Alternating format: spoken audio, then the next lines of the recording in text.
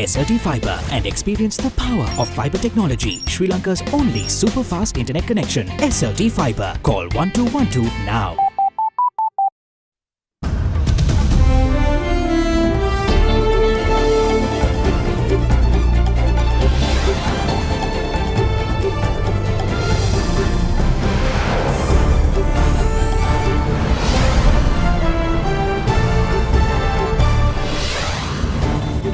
Tonight, getting worse. Parliament attendance falls to fewer than yesterday. Sajid for premiership. UMP seniors come up with a proposal to keep the party from splintering. No exaggeration. Kumar Sangakkara calls on Sri Lanka to make a stand against corruption in cricket. There are 43 investigations in the world today. 23 are in Sri Lanka to do with corruption. Demise of a polarizing leader. Zimbabwe's epoch-defining ex-president Robert Mugabe passes away. All these stories and much more coming our way this Friday, the 6th of September 2019. මොහොන සති කීපයකට කලින් Fair and Lovely men ගෑවට පස්සේ Marx අඩු වෙලා fairness වැඩි වෙලා. Marx අඩු කරලා ඔයාගේ fairness standard එක වැඩි කරගන්න. Fair and Lovely men anti-marks cream. From AdaDerana, this is AdaDerana First at 9. Live from Studio 24 in Colombo. Well, a very good evening to you and welcome to First at 9 on AdaDerana 24, Sri Lanka's news channel. I'm Katharina Chang. On your top story tonight, President Maithripala Sirisena today signed the documents pertaining to the extradition of former Governor of Central Bank of Sri Lanka, Arjuna Mahendran, from Singapore to Sri Lanka. The President's Media Division said that a report containing more than 21,000 pages prepared by the Attorney General has to be submitted to the relevant department in Singapore for the extradition. The President has scrutinized the related documents and placed his signature as the Minister of Defence. The PM added that steps will be taken to transmit these documents to Singapore through the Ministry of Foreign Affairs soon.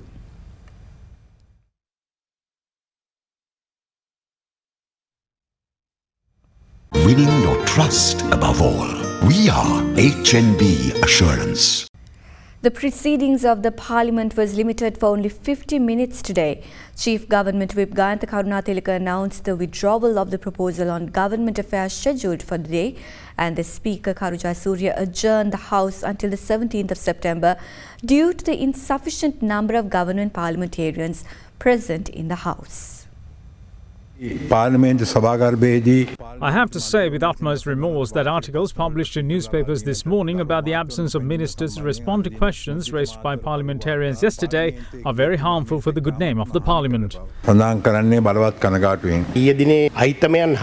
topics on taxes were scheduled to be taken up during the session, but they were not taken up. If it is defeated by a vote, the minister has to resign. Yesterday's proceedings had to be postponed without a vote since ministers boycotted the parliamentary session. This was not informed to the House by the Leader of the House. I can't cancel it if it was presented to Parliament. The decision taken yesterday was constitutional. In the meantime, most of the ministers as well as most of the parliamentarians who posed questions were not present in the House today. Although the time was allocated for private proposals of parliamentarians, the governing party then brought a proposal suggesting prominence to matters of the government. I move item number 1 and 2.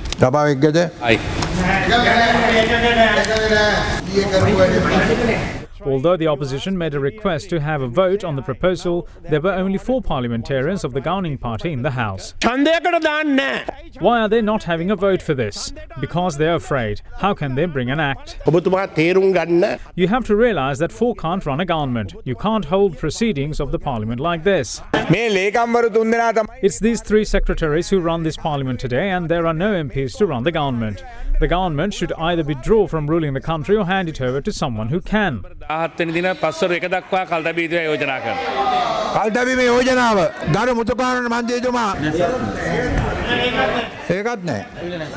Parliament was then adjourned until the 17th of this month.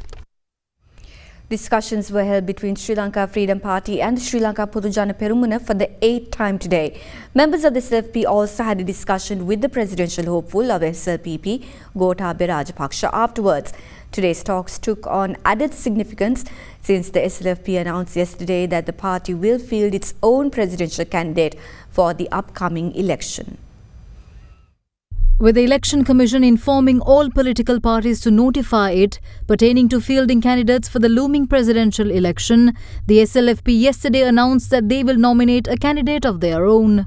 We have no issue with the SLFP nominating its own candidate. We consider this as a political leader being stuck.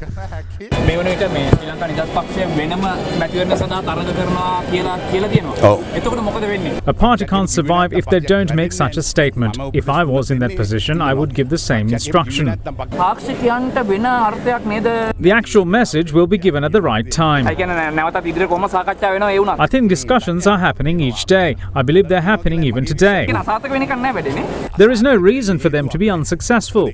We believe President Sirisena will not go back to the UNP, even though the others want to drag him back in that direction. In the meantime, the 8th round of discussions between SLFP and SLPP were held at the office of the opposition leader this morning for more than 2.5 hours.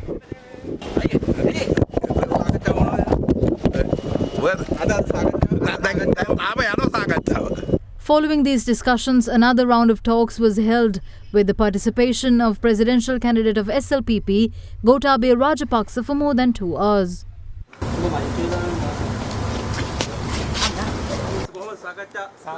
They were very fruitful, and it was a very cordial discussion.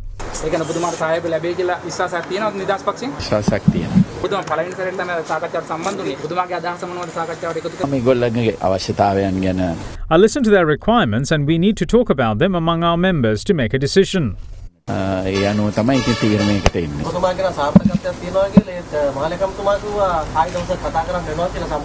They are just replying to an announcement of the Election Commission, but that is not a fixed decision.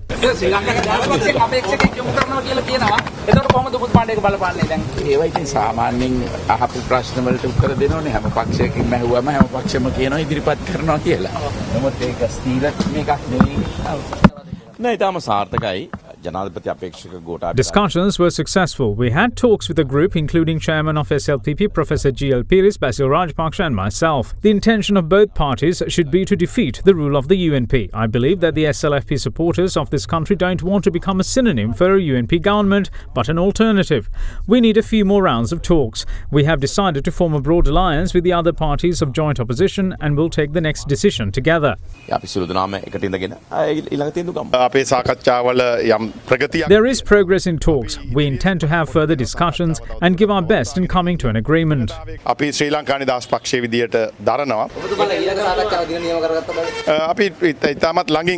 We are having frequent discussions, so we'll meet again maybe next week. It's not easy for two factions which harbour contradictory views to arrive at a common ground.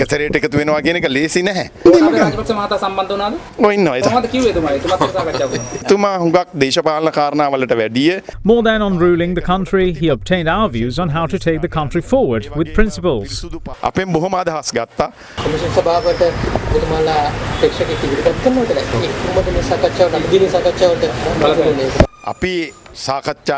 We want to come to a final decision, but we need to have a backup plan if discussions aren't successful. That's why we issued the announcement that we will nominate another candidate. But it doesn't mean it is mandatory.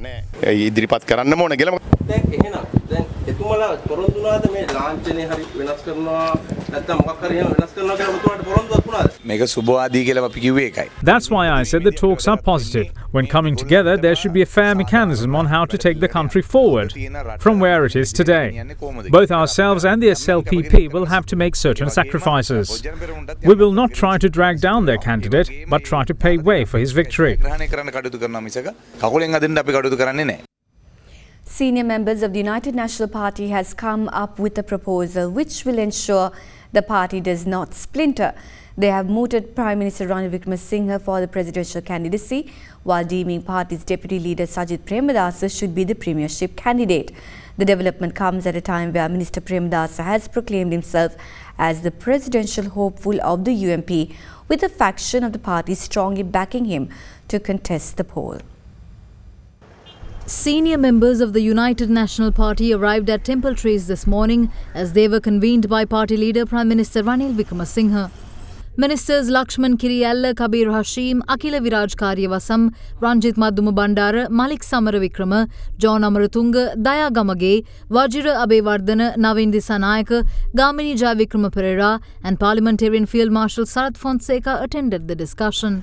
The focal point of the lengthy discussion has been to find a solution that will not fracture the UNP. Accordingly, most of the seniors have suggested that party leader PM Ranil Wickremesinghe should be declared presidential candidate and deputy leader Sajith Premadasa the candidate for premiership. During discussions, senior members of the party deemed that a direct discussion between the two should be held in order to arrive at a consensus in this regard. The Prime Minister was very flexible and suggested several alternatives. Accordingly, there will be a discussion between Sajith Premadasa and Prime Minister Ranil Wickremesinghe in order to arrive at a decision.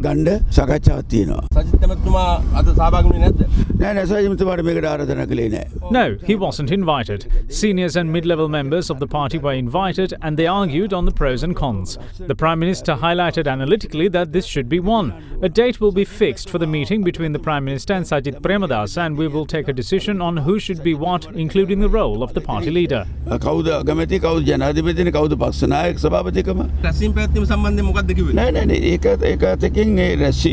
It is wrong according to the party, but the election campaign of Gotabe lost momentum due to men's enthusiastic rallies. Meanwhile, several other members of the party also weighed in on the party's presidential candidacy. Everywhere we go, people call for Sajith Premadasa. My view is that there shouldn't be a selection on the candidate, as the candidate is already chosen by the people. It is not the seniors who decide the party's candidacy. There is the parliamentary group and the working committee where decisions should be made. So during those meetings, if we agree, we move forward, and if we disagree, we suggest another.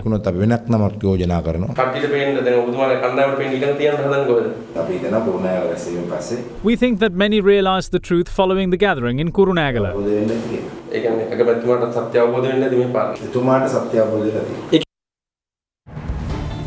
And with that, we cross over to a short commercial break, but make sure you stay tuned for more local news right after that.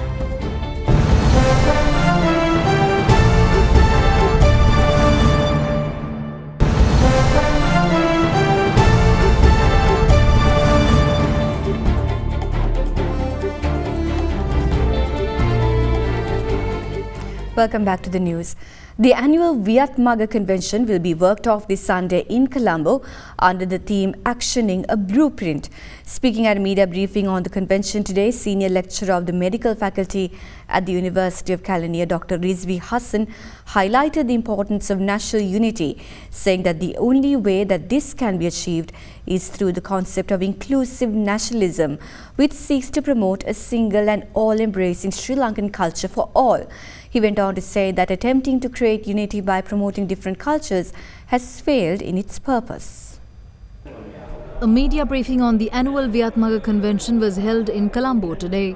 The event will be worked off on the 8th of September, where think tanks and experts will be given a platform to share their views on technology, economy, youth development, national security and national unity under the theme Actioning the Blueprint. I think the digital and the technology sphere would have to play a major role in making sure that we take Sri Lanka to a hyper growth cycle, which we are all looking forward to. If I take the IT industry, we've just crossed a $1 billion mark in exports. So you can imagine the potential and the support that the IT industry can give Sri Lanka in this journey for hyper growth. So the Entrepreneur and Startup Forum is going to be held and driven by two young entrepreneurs. And the third point is the innovation and disruption. Technology and digital aspects are going to be driven through this track. And if you look at, more importantly, the growth trajectory, technology would have an immense role to play across all the industries as well as enabling the government sectors. We don't have a national security strategy or a policy in this country for the last so many years since independence. It's high time that we discuss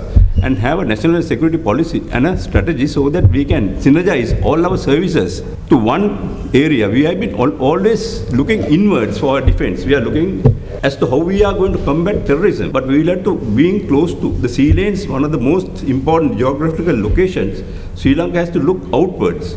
We will have to have a credible defense, and for that we are talking about how we could modernize our security forces, resizing it, so that we can take the challenges for the next few decades. Let me introduce you to the National Unity Forum. The NUF is actually made up of a voluntary team of professionals and entrepreneurs who propose the concept of inclusive nationalism as a way towards tackling the problem of recurring disharmony which is existing between individuals and communities due to perceived divisions. Our proposal is very unique in that rather than attempting to create unity by promoting different cultures, which has so far proved to be an utter failure up to now, we propose moving forward to promote a single, all-embracing Sri Lankan culture for all, where everyone would be included without anyone being left out. The creation of such will replace the narrow community consciousness by national consciousness of an inclusive nature. Chairman of the Committee on Public Enterprises, MP Sunil Handunethi, revealed that 10 account holders from People's Bank have non-performing loans to the tune of 37 million rupees. He was speaking at a COPE meeting held yesterday. We have observed that non-performing loans have increased by 20,428 million rupees over the past 31 months. When we take the total of the top 10 accounts which have the highest value of non-performing loans, it amounts to 37,727 million rupees. පහුගිය අවුරුද්දේ අක්‍රිය ණය ප්‍රමාණය යම් වැඩිවීමක් වෙලා තියෙනවා. ඒක අපි පිළිගන්න ඕන. මේ ඉහළම ඉන්න 10 දෙනා වගේ ගත්තොත් If we consider these 10 accounts, they trace back to the same group of individuals. Have you given these loans without a security? Former General Manager Vasantha Kumara violated the decision made by the Committee on Public Enterprises, which led to the bank losing 15,400,266 rupees. This amount was calculated by the Auditor General. Who will take responsibility for this loss? විගණකාධිපතිතුමා ගණන් හදලා තියෙනවා. දැන් මේකේ වගකීම කවුද බාරගන්නේ? අදාළ ඇමතිවරයාට ඉදිරිපත් කරලා තියෙනවා. ඒක කවද්ද? 2018 8/21. එතකොට කෝප් කමිටුවේ තිබුණේ කවද්ද? So when did the COPE committee meeting take place? It took place on the 17th of August. It was on the 21st of August that this letter that you are talking about was signed by Chairman Hemasiri Fernando and was forwarded to Minister Lakshman Kiriyalla. මේ පොදු ව්‍යාපාර කාර්ක සභාවේ තීරණය. අයි ඔය වගේ දෙයක් නොවෙන්න වගේ. නෑ නෑ අතර ගත්තොත් Minister Kiriyalla is unaware of the decision made by the Committee on Public Enterprises. Sri Lanka Sumitrayo says that the number of suicides in the country have drastically reduced compared to 1995, where the country recorded the highest number of suicides. Consultant psychiatrist of the National Institute of Mental Health, Dr. Pushpa Ranasinghe, speaking at a media briefing in Colombo, said that with regulations imposed on pesticides and increased awareness, the number of suicides are gradually decreasing. Moreover, hotline number 1926 is introduced by Sri Lanka Sumitrayo, so anyone with thoughts of self-harm can contact and seek help.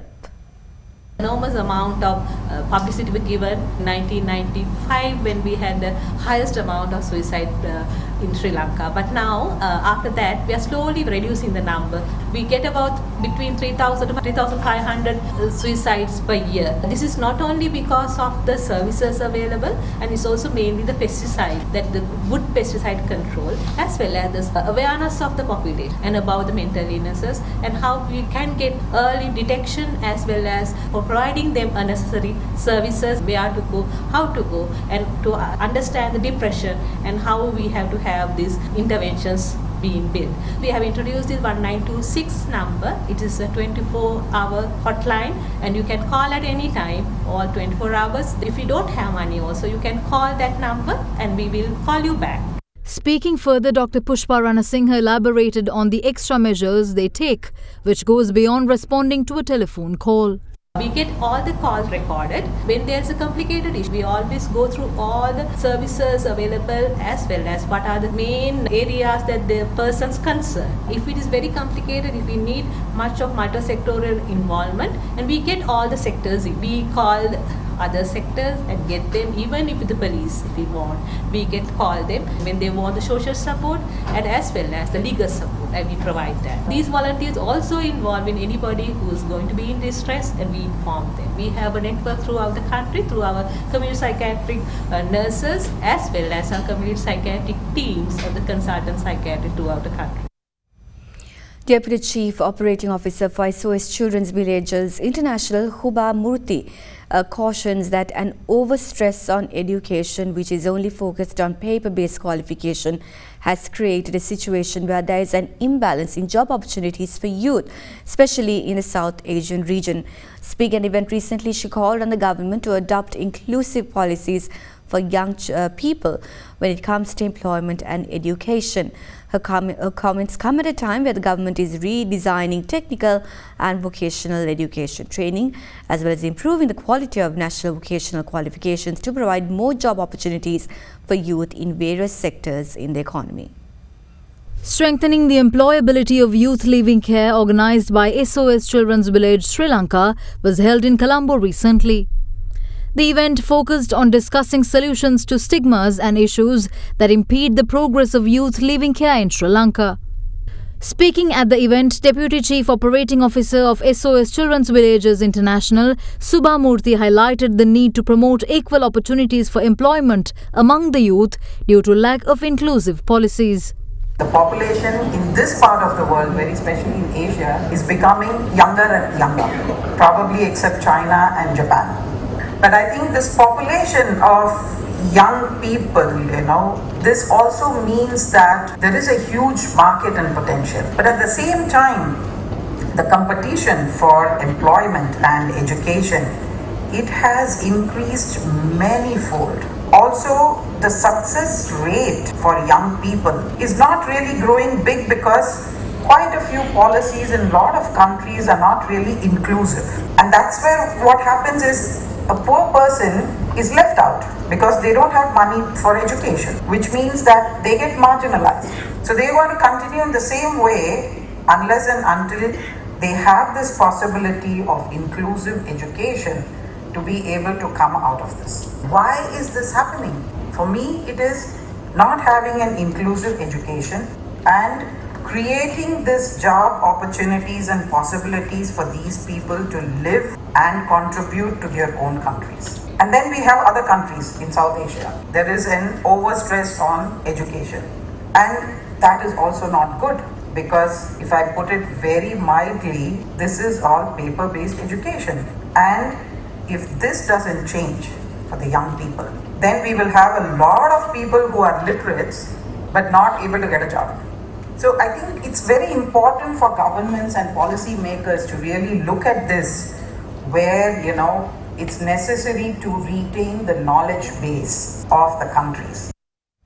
Consumers will now have to pay 2 rupees more for a loaf of bread from this midnight after the Bakery Owners Association decided to hike the price. The decision comes in a response to a move taken by the Prima Ceylon Private Limited to increase the price of a kilogram of wheat flour by 5 rupees and 50 cents. The Consumer Affairs Authority, however, stressed that legal action would be sought against Prima's move to increase the wheat flour price without its approval.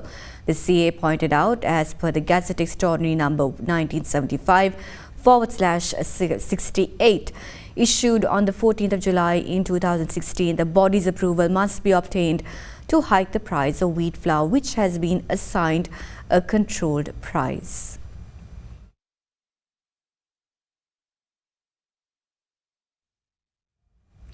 UPFA parliamentarian Chandrasiri Gajadhira has passed away at the age of 73. MP Gajadhira, who was born in 1946, was an attorney at law by profession. The former minister was receiving treatment at a private hospital in Colombo at the time of his passing today.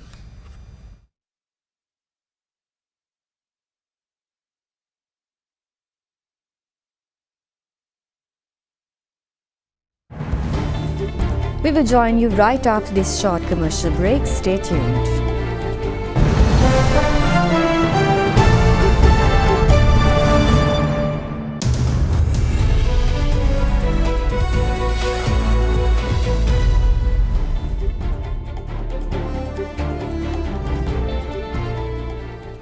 The Asia Price Index fell 0.88% to 5,798.57 today, its lowest close since July 25th. Equity market, meanwhile, turnover was 631 million rupees, a little less than this year's daily average. Meanwhile, foreign investors sold a net 80.3 million rupees worth of shares. We have John Yadavan from NDB Securities with a brief report on how the markets performed during the week.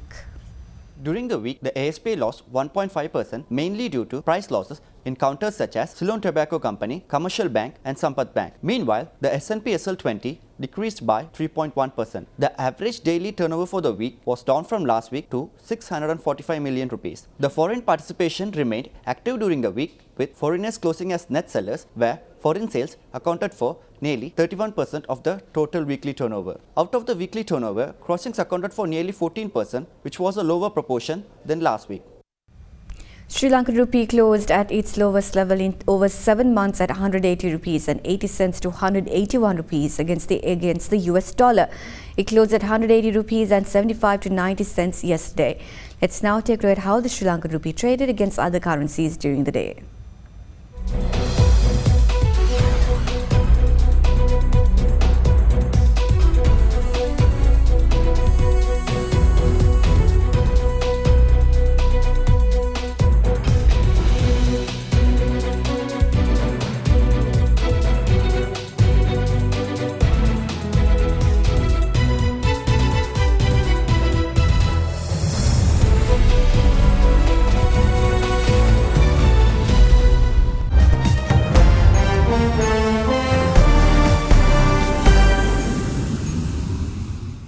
On to one of our headline-making news. Robert Mugabe, Zimbabwe's first post-independence leader, has died at the age of 95.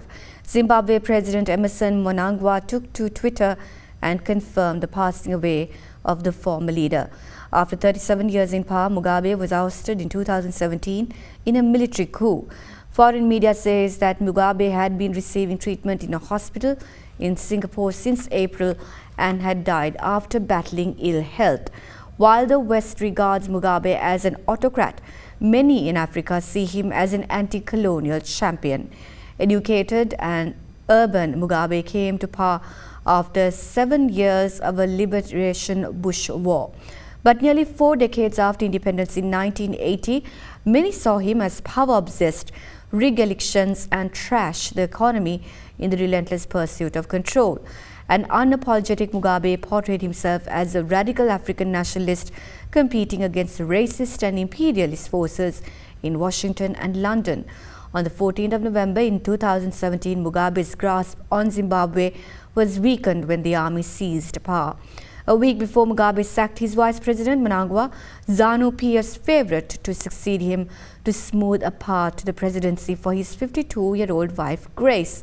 The country's parliament began impeachment proceedings against the then 93-year-old leader after ruling ZANU-PF party fired him as its leader following nearly 4 decades in charge.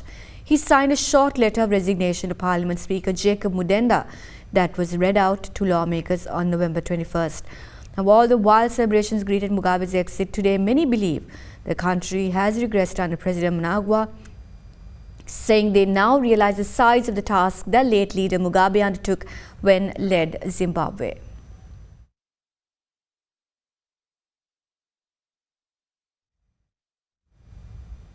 London's High Court today rejected a legal challenge against British Prime Minister Boris Johnson's suspension of Parliament before Brexit, but said it could still be taken to the Supreme Court for a final appeal. Johnson announced at the end of August that he would suspend Parliament from mid-September to mid-October, just before Britain is due to leave the European Union on the 31st of October, so the government could announce a new legislative programme. That prompted campaigner Gina Miller, who defeated the government over another Brexit issue 2 years ago, to bring a legal challenge. The legal challenge has lost some of its impact after lawmakers voted this week to force Johnson to seek a 3-month delay to Brexit rather than leave without an agreement on the 31st of October, a move that is likely to lead to an election. In the meantime, UK opposition parties have agreed not to back Boris Johnson's demand for a general election before the EU summit in mid-October. Labour, the Lib Dems, the SNP and Plaid Cymru says they will vote against the government or abstain in Monday's vote on whether to hold a snap poll. But the PM said the parties were making an extraordinary political mistake Parliamentarians supported a bill on Wednesday that would force Johnson to ask for an extension from the EU if a deal hasn't been agreed ahead of the October 31st deadline. We had expected a publication of the government's no-deal preparations. This government is hiding from scrutiny, hiding from the people, and a moment, take the opportunity.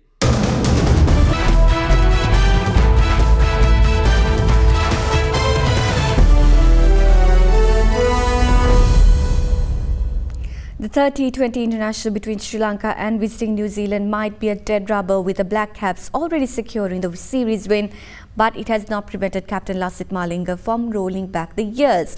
Batting first, Sri Lanka was restricted to 125 for the loss of 5 wickets, with Danushka Gunatilaka top scoring with a knock of 30. But history was in the making during New Zealand's chase, as Malinga bagged 4 wickets in 4 consecutive deliveries, a feat he has also achieved in the 50-over format. The Black Caps are currently on 44 for the loss of 5 wickets.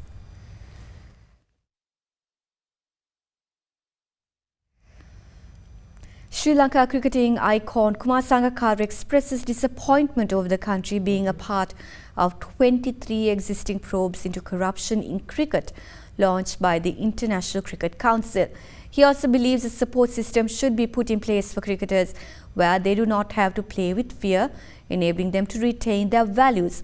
The president of the MCC was felicitated by the Nondescripts Cricket Club, also known as the NCC, though which the former captain played for. Corruption in cricket. Unfortunately, Sri Lanka has had quite a few instances of it in the recent past. It is not a great place to be, and no one likes any player, past or present, to be caught up in anything of that sort. Where there is awareness, there is education, and everyone takes a responsibility of ensuring that this game that we all love stays clean from club level and beyond, because it is absolutely essential that that happens, otherwise this game will die. And I'm not going to exaggerate this. There are 43 investigations in the world today, 23 are in Sri Lanka, to do with corruption. And I think that Sri Lanka needs to make a stand. We as a club, we as a cricket side, we as an administration needs to make a stand to ensure that we keep this as clean as we possibly can. And it starts with educating the players, making sure that everyone has a trustworthy system to depend on, a support structure that allows them to play this game without fear, to play this game in the best spirit of the game, with excellent skill, and never ever be part of a system that compromises who they are, their values, or the game that we all love. And with that, we conclude this edition of First at 9. Thank you for joining us and have a pleasant evening.